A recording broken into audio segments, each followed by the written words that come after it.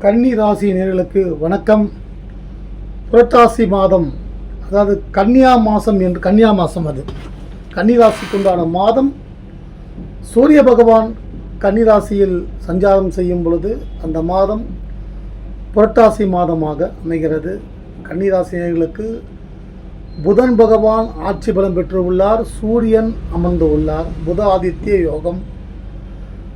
விரயஸ்தானாதிபதியான சூரிய பகவான் ராசியில் அமர்ந்து உள்ளார். சூரிய கிரகம் அதிகமான வெப்பத்தை வெளிப்படுத்தக்கூடிய, அதாவது நெருப்பை வெளிப்படுத்தக்கூடிய கிரகம். அதே விரயஸ்தானாதிபதி.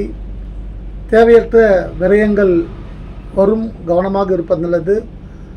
ராசிக்கு அதிபதி உச்சம் பெற்றிருப்பதால் நிறைய நல்ல மாற்றங்கள், புதிய முன்னேற்றம் ஏற்படும். மாணவ மாணவிகளுக்கு சிறப்பாக இருக்கும் இந்த மாதம். விஸ்வாவசு வருடம் புரட்டாசி மாதம் 4ஆம் நாள். இன்று மகம் நட்சத்திரம், சதுர்தசி திதி. மகர ராசி நேயர்கள் உங்கள் இல்லத்தில் இருந்தால் அவர்களிடம் மிக கவனமாக பழகுவது, பேசுவது நல்லது. சந்திராஷ்டமம் நடக்கிறது. அமிர்த யோகம். தற்போது இருக்கக்கூடிய கிரக நிலைகள்: ராசியில் புதன், சூரியன், தனஸ்தானத்தில் செவ்வாய், அட்டமாதிபதியான செவ்வாய். கன்னிக்கு செவ்வாய் ஆகுமா என்றால் ஆகாது. இருந்தாலும் செவ்வாய் குரு பார்வை பெறுவதால் நிறைய நன்மைகள் ஏற்படும். வீடு நிலம் வாங்கும் நிலையில் உள்ள கன்னிராசினியர்களுக்கு வீடு நிலம் வாங்க யோகமான நேரம். தடைகள் எதுவும் இருக்காது. முருகப்பெருமானை வழிபடுவது யோகத்தை கொடுக்கும். பிரிந்த சகோதரர்கள் ஒன்று சேருவார்கள். வழக்குகள் உங்களுக்கு சாதகமாக தீர்ப்பு வரும். அடுத்து பார்த்தீங்கன்னா 6ஆம் இடத்தில் ராகு, யோகமான இடத்தில் ராகு, 7இல் கண்டக சனி, 10இல் குரு. 10இல் ஒரு பாவியாக இருக்க வேண்டும் என்று சொல்வார்கள். ஆனால் 10ஆம் இடத்தில் சுபகிரகமான உங்கள் ராசிக்கு களத்திர ஸ்தானாதிபதி குரு பகவான், சுகஸ்தானாதிபதி குரு பகவான். சுகங்கள் எங்கெங்கு கிடைக்கும்? கணவன் மனைவிடத்தில் கிடைக்கும், பிள்ளைகளிடத்தில் கிடைக்கும், உறவுகளிடத்தில் கிடைக்கும். செல்வம், பணம், பதவி, உயர் பதவிகள், வருமானம், பணம், இதன் மூலம் சுகம் கிடைக்கும். அந்த சுகங்களை கொடுக்கக்கூடிய பிரபஞ்ச தனஸ்தானாதிபதியான குரு பகவான், இயற்கை சுபரான குரு பகவான் 10இல் குரு, பதவி நாசம் என்று சொல்வார்கள். நிறைய கன்னிராசினியர்கள் போன வருடம் இருந்ததை விட பின்னுக்கு தள்ளப்பட்டு உள்ளார்கள். பதவிகளை இழந்து உள்ளார்கள். பண நெருக்கடிகளை சந்தித்து வருகிறார்கள். உறவுகளில் பிரச்சனை, கணவன் மனைவி உறவில் பிரச்சனை, பிரிந்து வாழ்கிறார்கள். டைவர்ஸுக்கு அப்ளை பண்ணியிருக்காங்க. இது போல் நிறைய கடன் நிறையா வந்து அவங்கள என்ன செய்யணும், கடன் அப்படியே கழுத்தை நெரிக்கிறது கடன். இப்படி கன்னிராசினியர்கள் நிறைய பேர்கள் சொல்லியிருக்காங்க. பெரிய இழப்பு சார், நாங்கள் கணவன் மனைவி உறவில் பிரச்சனை சொன்னீங்க, நாங்கள் ஒத்துமையாக இருக்கிறோம், ஆனால் எங்களுக்கு பார்த்தீங்கன்னா என் மனைவிக்கு உடல்நலம் சரியவில்லை. இன்னொரு பார்த்தீங்கன்னா நாங்கள் ஒத்துமையாக இருக்கோம், கடன் தாசி இருக்குது. இன்னொருவர் நாங்கள் நல்லா ஆரோக்கியமாக இருக்கும், ஒத்துமையாக இருக்கும், ஆனால் நிம்மதி இல்லை. எங்கள் பிள்ளைகள் மூலம் எங்களுக்கு நிம்மதி இல்லை. பணம் நிறையா இருக்குது, நானும் என் மனைவியும் பிரிந்து இருக்கிறோம். அப்போ பணம் இருந்து என்ன பிரயோஜனம்? கல்லை கண்டால் நாயை காணும், நாயை கண்டால் கல்லை காணும் சொல்லுவாங்க. நிறைய பணம் இருக்குது, நிம்மதி இல்லை. அப்படி ஒரு சிலர்.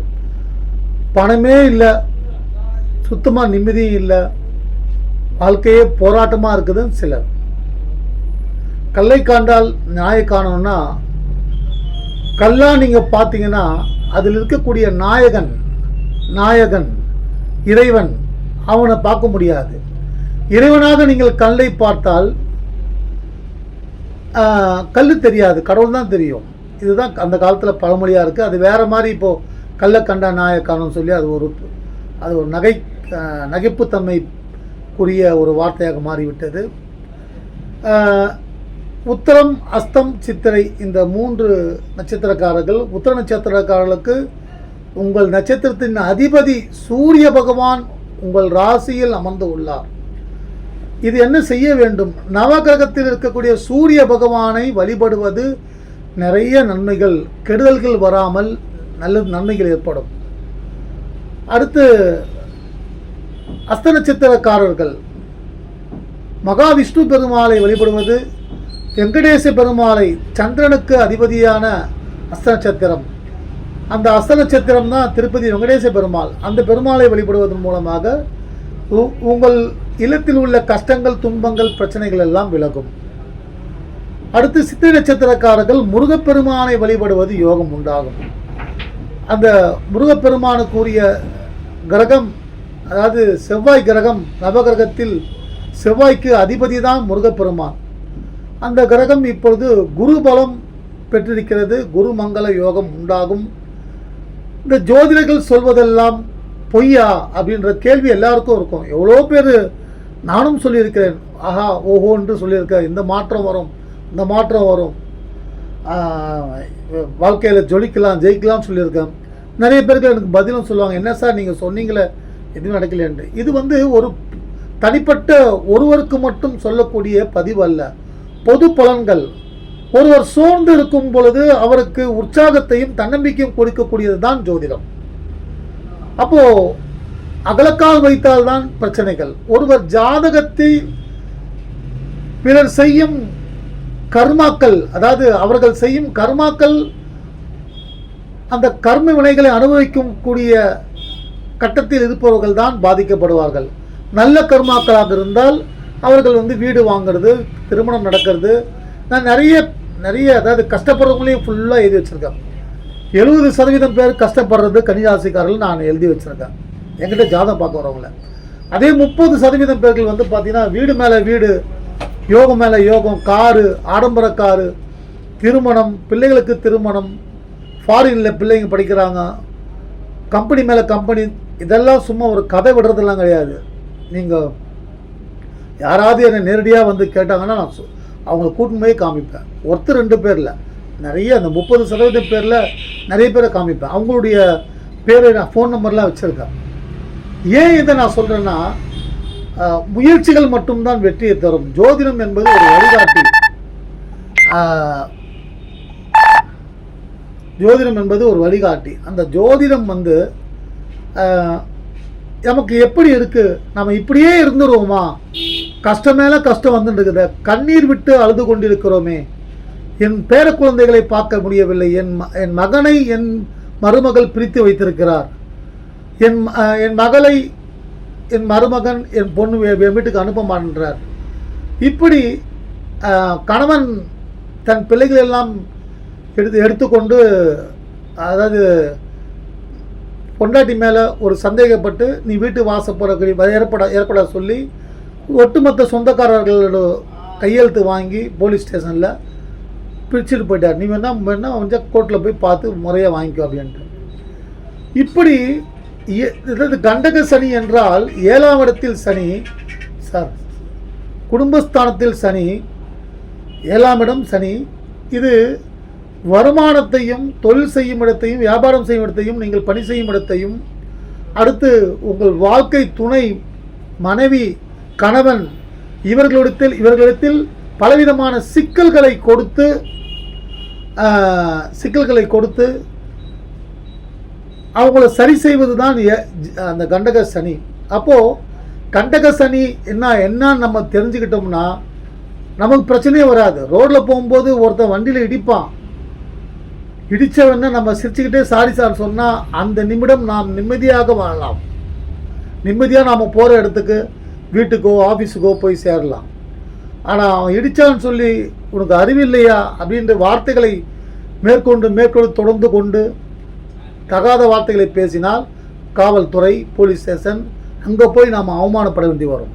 அதே போல தான் மனைவி இடத்தில் யார் ஒருவர் மனைவியை புகழ்கிறாரோ, மனைவியின் அப்பா அம்மா, மாமனார் மாமியாரை குறை சொல்லாமல் புகழ்கிறாரோ அவர் புத்திசாலி என்று அர்த்தம்.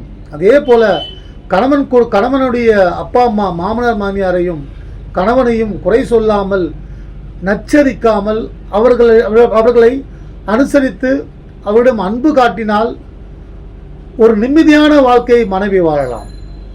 ஏன்னா நிறைய பேர்களுக்கு கருத்து வேறுபாடு பார்த்தீங்கன்னா, கூட பிறந்த அண்ணன் தங்கச்சிங்க அக்கா தங்கச்சிங்க அவங்களுக்கே இல்லை. அப்படி இருக்கும் பொழுது எப்படி எங்கேயோ பிறந்த கணவன் மனைவிக்கு வரும்? இப்போது உங்களுக்கு குரு தசை நடந்து கொண்டிருந்தால் மிக கவனமாக இருங்கள். கன்னிராசியில் குரு தசையில் வெற்றி பெற்றவர்கள் ஒரு 20% பேர்கள் தான். பெரும்பாலும் 80% பேர்கள் குரு தசை அவர்களை அடையாளம் தெரியாத போல் ஆக்கிவிடும். குரு அதுவும் அந்தணன் தனித்து நின்றால் அவதிகள் பல என்பார்கள். குரு தனியாக இருந்து தசை நடத்தினால் ரொம்ப கஷ்டம். அந்த குரு தசையில் நமக்கு பாதிப்பு வராமல் இருக்கிறதுக்கு என்ன செய்யணும்? நவகிரகத்தில் இருக்கக்கூடிய குரு பகவானுக்கு குரு பிரம்மா, குரு விஷ்ணு, குரு தேவோ மகேஸ்வரக, குரு சாட்சாத் பரபிரம்ம தஸ்மே ஸ்ரீ குருவே நமக என்ற ஸ்லோகம் சொல்லி தீபம் ஏற்றி வழிபடுவது, குரு தட்சிணாமூர்த்தி பகவானை வழிபடுவது, சித்தர்கள் சமாதிகளுக்கு சென்று வழிபடுவது, இதெல்லாம் நல்லது. இன்னொன்று குரு தசையில் என்ன செய்யக்கூடாது? ஃபைனான்ஸ் பண்ணக்கூடாது, அடுத்தவர்களை நம்பி பணம் கொடுக்கக்கூடாது. ஏதோ ஒரு வகையில் உதவி செய்யணும்னா உங்களால் கையில் இருக்க பணத்தை எடுத்து கொடுத்து ஒரு தர்மம் செஞ்சிடுங்க, தப்பு இல்லை. இல்லாத ஏழைகளுக்கு உணவு கொடுங்க, அதெல்லாம் புண்ணியம். ஆனால் அவன் கஷ்டப்பட்டா இவன் கஷ்டப்பட்டான்னு சொல்லி உங்கள் வீடு அடமானத்தை வச்சு அவஸ்தைப்படுறவங்க எத்தனையோ பேர் தெரியுங்களா? எனக்கு தெரிஞ்ச ஒரு டிரைவர், அவர் பார்த்தீங்கன்னா பிடிசி டிரைவர் தான். பிடிசியாக என்னதுங்க அது? டிரைவர் தான், நம்முடைய அரசாங்க டிரைவர் தான். அதில் வேலை செஞ்சிருந்தவர் தன்னுடைய நண்பனுக்காக தன் பெயரில் தன்னுடைய அக்கௌண்ட்டில் கடன் வாங்கி கொடுத்துட்டு இன்றைக்கி அவன் பணம் வாங்கிட்டு அவன் ஓடிவிட்டான். பணத்தை அதாவது விஆர்எஸ் வாங்கிட்டு ஓடிவிட்டான். இவர் அதை பணம் கட்ட முடியாமல் கடன் மேலே கடன். இதெல்லாம் நிஜம், யதார்த்தமான நிஜம். ஏமாற்றி விடுவார்கள். இலகிய மனதுக்காரர்கள் கன்னிராசினியர்கள், அதி புத்திசாலிகள். எனக்கு ஒருத்தர் சொல்லுவாங்க, கன்னிராசிங்களை ரொம்ப கருமிங்க, ரொம்ப திமிர் பிடிச்சவங்க, ரொம்ப உஷாரு, அவங்கள மாதிரி புத்திசாலி இல்லைன்னு. எனக்கு தெரியும். ஐயோ இவங்க தான் ரொம்ப ரொம்ப ஏமாளின்றது எனக்கு தெரியும்.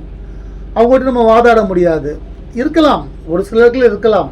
ஏன்னால் 24 மணி நேரத்தில் 12 லக்னம் வரும். 12 லக்னம் தான் முக்கியம். உயிர் லக்னம் என்பது உயிர்.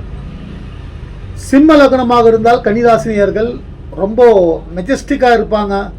எவ்வளவு கஷ்டம் வந்தாலும் அவங்க தன் கஷ்டத்தை வெளிப்படுத்திக்க மாட்டாங்க. பாசமாக இருப்பாங்க. தன்னுடைய உறவுகள் மீது பாசமாக இருப்பார்கள்.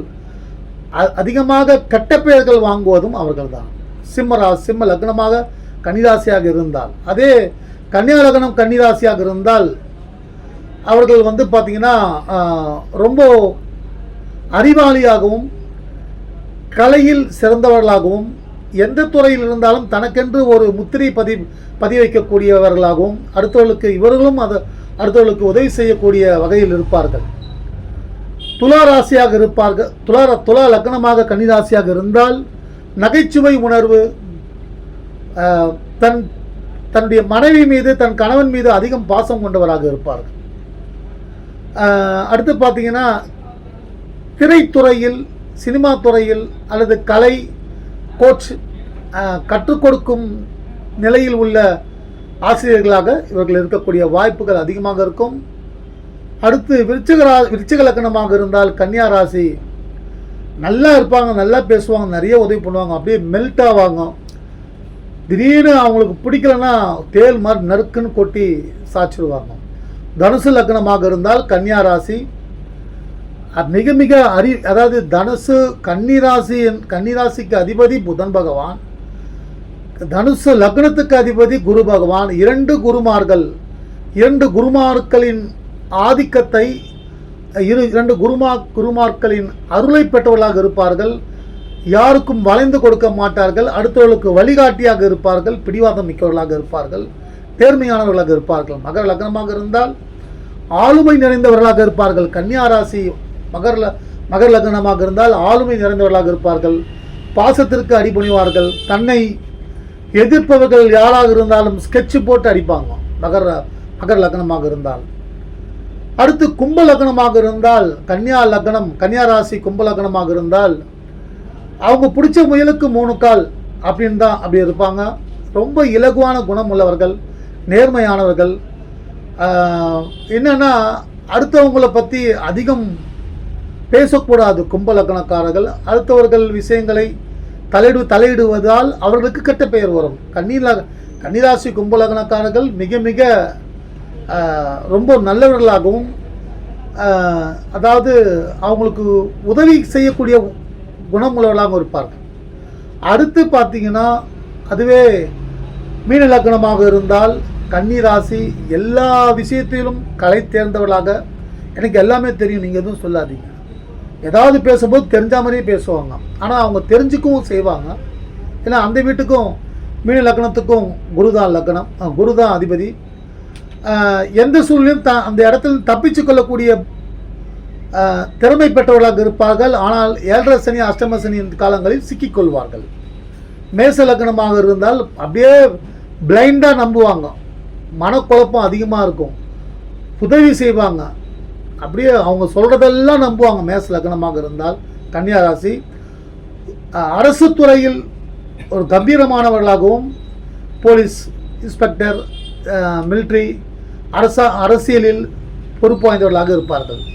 இது ரிஷப லக்னமாக இருந்தால் கன்னியா ராசி ஒரு அவங்களுக்கு வந்து பார்த்திங்கன்னா இதை செய்யணும்னா அதை செஞ்சு முடிப்பாங்க. சொல்லிட்டு செய்வாங்க, சில சமயத்தில் சொல்லாமலேயும் செஞ்சு முடிப்பாங்க. அவங்களுக்கு அவ்வளோ பவர் உண்டு. சிவபெருமான் உடைய வாகனம்தான் ரிஷப லக்னம். அதனால் அவங்களை எதிர்த்தா முட்டி தள்ளிடுவாங்க. ரொம்ப பலம் வாய்ந்தவர்களாக இருப்பார்கள்.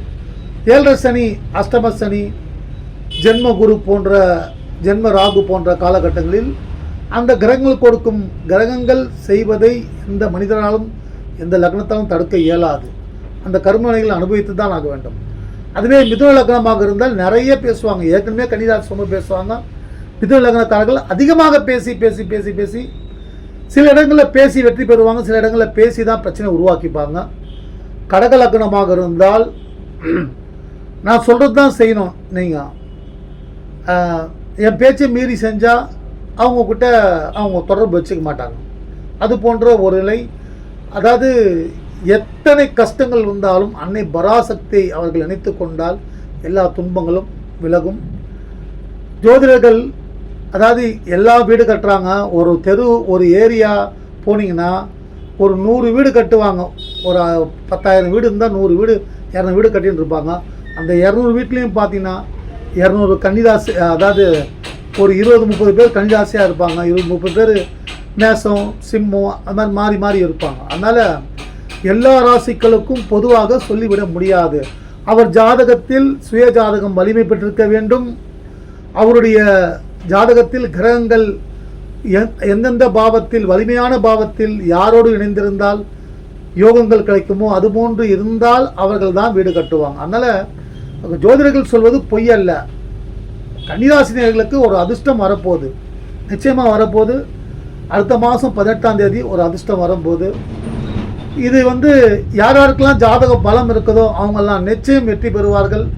இந்த கட்டத்தை விடுத்து அடுத்த முன்னேற்ற கட்டத்திற்கு ஒரு செல்வ செழிப்பான இடத்துக்கு போகக்கூடிய நிலை உண்டாகும். நோய் இருந்தால் நோய் விலகும். வீடு வாங்கக்கூடிய நிலை இருந்தால் வீடு வாங்கலாம். திருமணம் ஆகாத கன்னிராசி நேயர்களுக்கு திருமண பாகியம் உண்டாகக்கூடிய நல்ல நேரம்.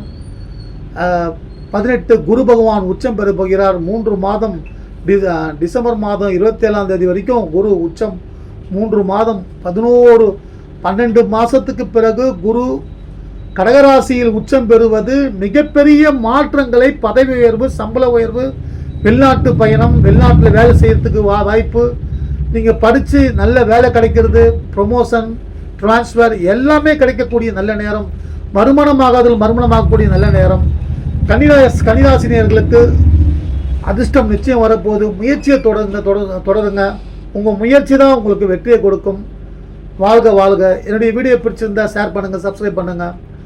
நீங்கள் கொடுத்து வரும் அன்பிற்கும் ஆதரவுக்கும் நன்றி. வணக்கம். வாழ்க.